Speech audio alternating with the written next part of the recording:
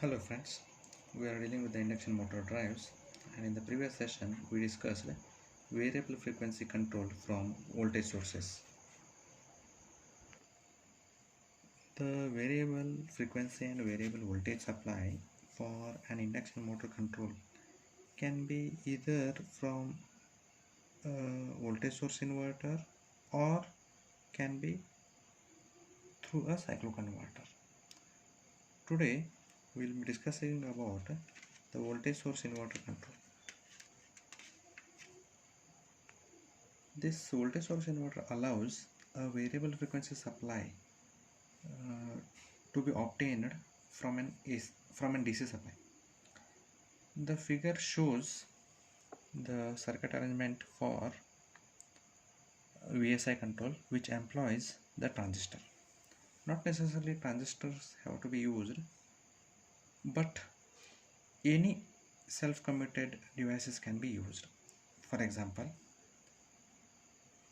say if our requirement is low voltage, low power inverters, then MOSFETs can be used. I'll write it here. MOSFETs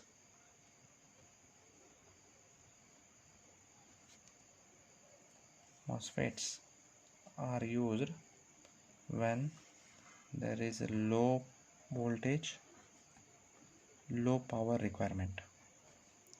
Similarly, IGBTs, that is insulated gate bipolar transistor, and power transistors, IGBTs or power transistors are used up to the medium levels. Medium power levels. And if the requirement is high power levels, then GTOs are used. So GTOs or IGCT stands for insulated gate commuted thyristors. These are used for high power levels. Now this VSI can be operated as a stepped wave inverter or as a pulse width modulated inverter. When operated as a stepped wave inverter, the transistors, the transistor number 1 to 6, are switched in the sequence of their numbers with a time difference of T by 6.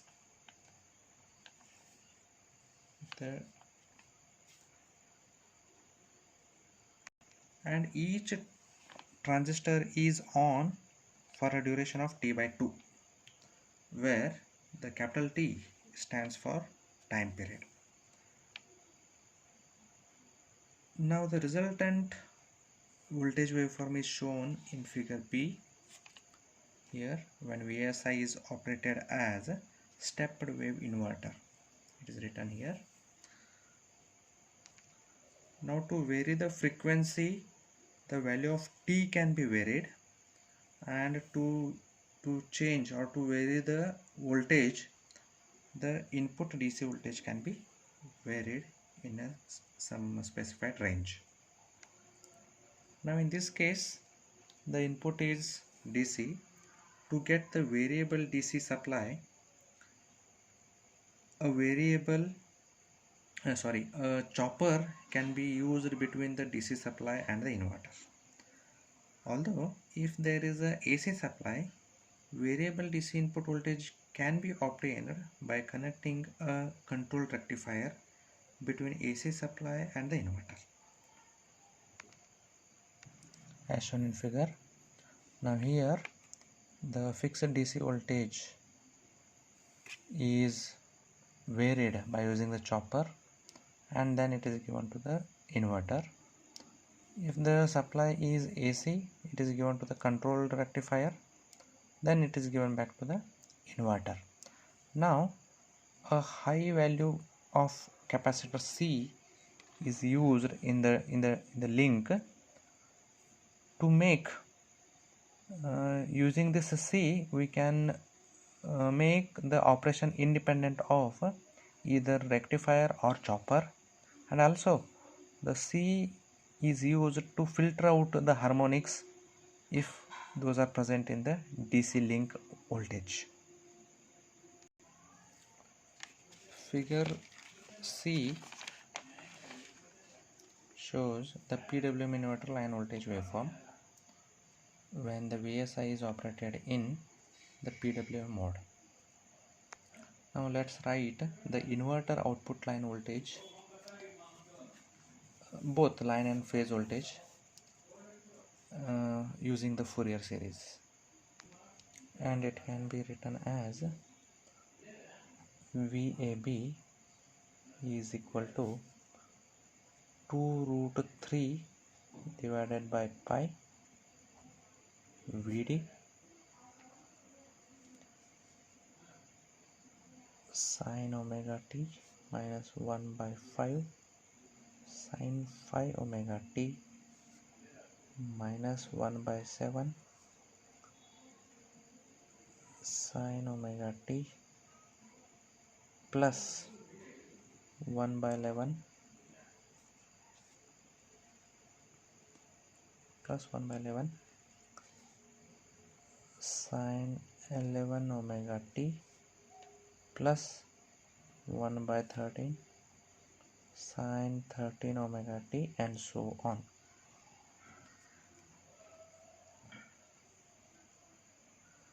Similarly, the phase voltage VAN can be written as 2 by pi times VD multiplied by sine omega t plus 1 by 5 sine phi omega t plus 1 by 7 sine 7 omega t. Let me call this as equation 1 and this as 2. Similarly, in the same line, if RMS value for fundamental phase voltage is to be written, it will be V is equal to root 2 by pi times VD.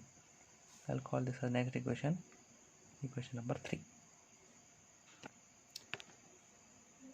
The torque for a given speed can be calculated by considering only the fundamental components, as we discussed previously. The main drawback of stepped wave inverter is the presence of large harmonics at low frequency in the output voltage. Also, it suffers from many drawbacks. For example,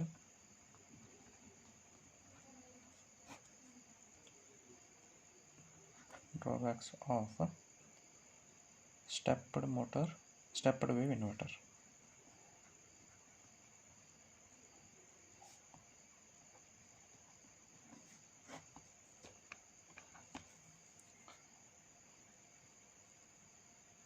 Because of the low frequency harmonics, the losses will be increased, which deteriorates the motor, reducing the efficiency. At a low frequency, harmonics are more, losses also more, efficiency is reduces.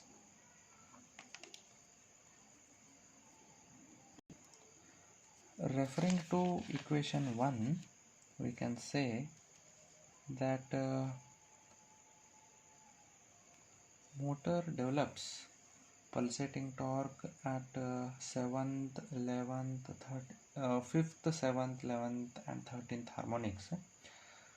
Because of this, there will be jerk in the motion of the rotor at the start, at the low speeds. Jerks at low speed.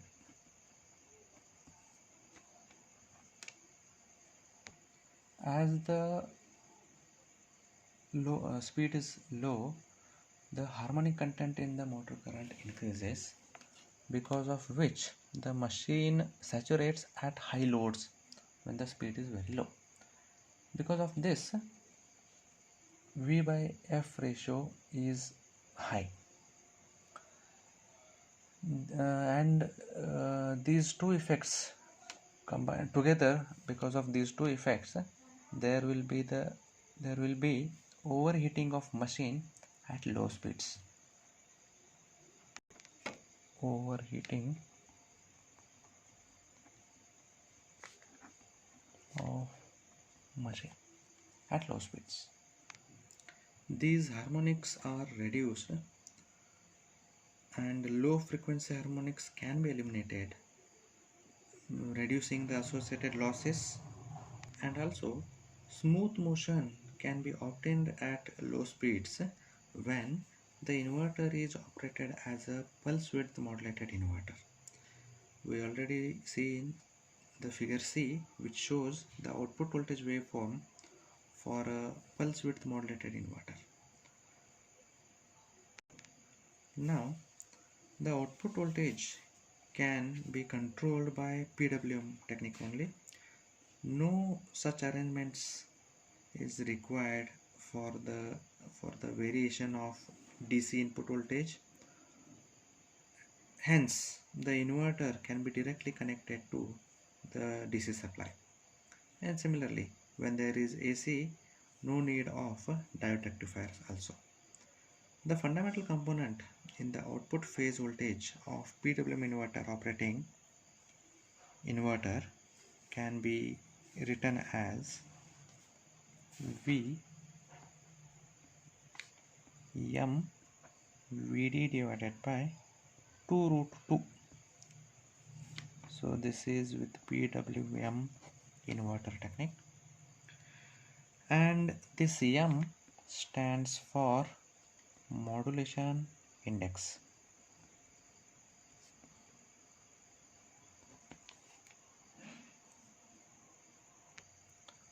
Thank you.